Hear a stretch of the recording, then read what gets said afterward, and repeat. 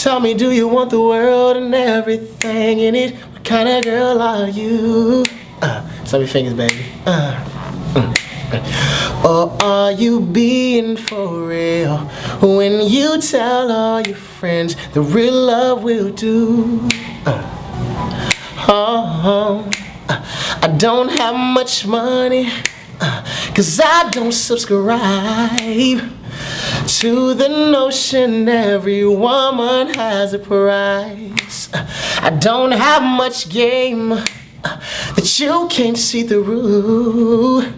See, but if honesty's a quality, I won't make a fool out of you. Just a little taste. It was an experience. It was an experience that I went into not knowing what to expect, you know, but I knew as a person what I wanted out of the X Factor, you know, and just the whole experience, you know, I didn't want to do this show at first. Why not? Because I did American Idol.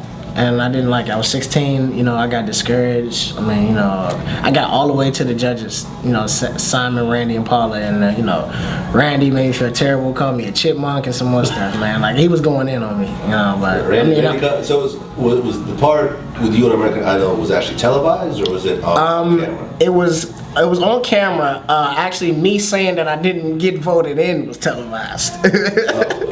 But I mean, you know, it was neither here nor there. And at that time, I was young. I loved music so much, and you know, I at that point I had transitioned from being, you know, I wanted to play basketball to I wanted to be a musician. You know, and at 16, that wasn't a good look. You know what I'm saying? It made me feel terrible. So at that point, it was just like singing was just really, really a hobby. Then like, I was like, I mean, I'll probably be something, whatever. But you know, then I just I transitioned then from being, you know, a 16-year-old to being at least like 20. By this time, I'm 20 years old. That's when the X Factor rolls around. Okay. I've been doing music, but it wasn't really, you know, like I should have been doing. You know, I had a lot of distractions. So X Factor kind of, I needed it. You know what I'm saying, at the time. So you got, what number did you end up on? I know top 4. You're top 4? Yes. Feel you got robbed? Do I feel like I got robbed? No, I don't feel like I got robbed. I mean, first of all, it's the one thing I knew was it's America's votes. I mean, you know, America likes you specific people for specific reasons. You know what I'm saying? So everyone liked Melanie for a reason. Like Chris Renee, Astro. Everyone likes certain people for a certain reason. We all were different. So getting robbed, nah. There was no one like me on the show. How can I feel robbed? Okay. Yeah. So what happened immediately after? Well, immediately after the X Factor, like as soon as I got voted off, I went into a room with Reid, Tricky Stewart, Mark Stewart, all the epic people, man, all the epic family, and they invited me in like as soon as the show was over. I doubt they were supposed to do that, but they did verbally, you know. And I mean, ever since then, it's been the rest is history, man. I've been in the studio, I've been recording, I've been performing. You know, I got a single out now with Wale. Single out, Won't Make a Fool Out of You, Don't Think Like a Man. See, people try to dumb that down, but you know, that's a crazy song. So. Oh, right, no, I mean, it got on the soundtrack. That's right. The movie. It got on the movie, so. I mean, how did it feel watching the movie and hearing your song playing in the background? I mean, it felt good watching the movie and knowing that I was a part of history. First of all, it was the #1 movie 2 weeks in a row. So I mean, that's history, man. That's history. You know what I'm saying? Yeah. Steve Harvey. You know, I grew up loving Steve Harvey, so it's history. You know. So man, it felt good, man. Especially hearing the fam. Everyone was so excited. Everyone was so excited. So. I mean, how hands-on is L.A. Reid with what you do?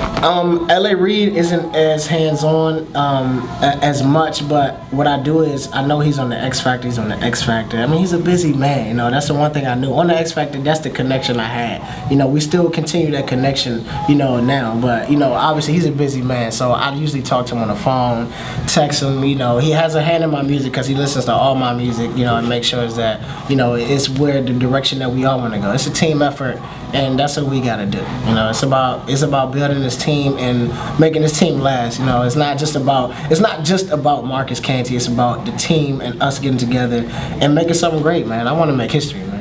So he's not actually in the studio with you.